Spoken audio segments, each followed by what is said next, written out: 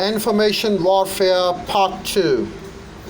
In the 1960s, the broadcaster Edward R. Murrow said the most important part of international communication is not the 10,000 miles of electronics, but the final 3 feet of a personal contact. But what happens in today's world of social media, where friends are a click away, fake friends are easy to find, and they are very easy to fabricate. The fake news can be generated and promoted by paid trolls and mechanical bots. Russia has perfected these techniques. In addition to formal public diplomacy, mouthpieces like Russia Today and Sputnik, Russia employs armies of paid trolls and botnets to generate false information that can be later circulated and legitimated as if it were true. Then in 2016, Russian military intelligence went a step further by hacking into private network of Democratic National Committee, stealing information and releasing it online to damage Hillary Clinton's presidential candidacy.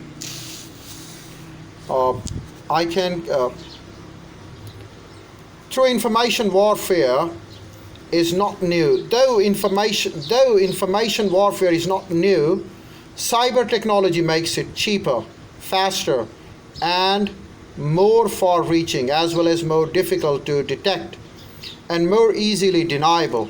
But while Russian information warfare has been somewhat successful in terms of disruption affecting the 2016 US election somewhat, it has failed in terms of generating soft power.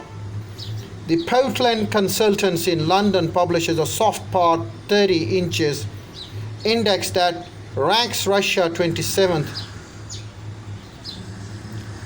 In 2016, Finland's Institute of International Affairs found that Russian propaganda had little impact on mainstream Western media and had never resulted in any change in the policy.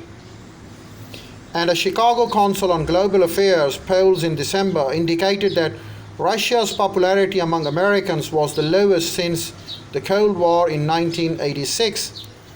Ironically, rather than pocketing the Trump bonus, Russia's information warfare has handicapped the US president greatly by reducing Russia's soft power in America.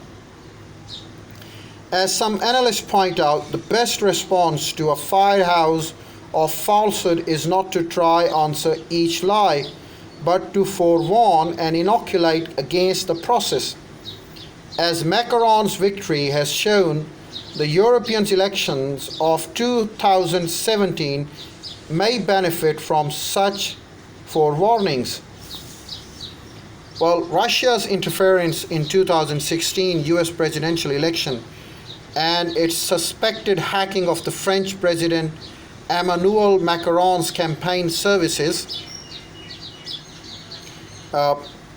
French President Emmanuel Macron's campaign servers should surprise no one, given President Vladimir Putin's misunderstanding of the soft power before his re-election in 2012.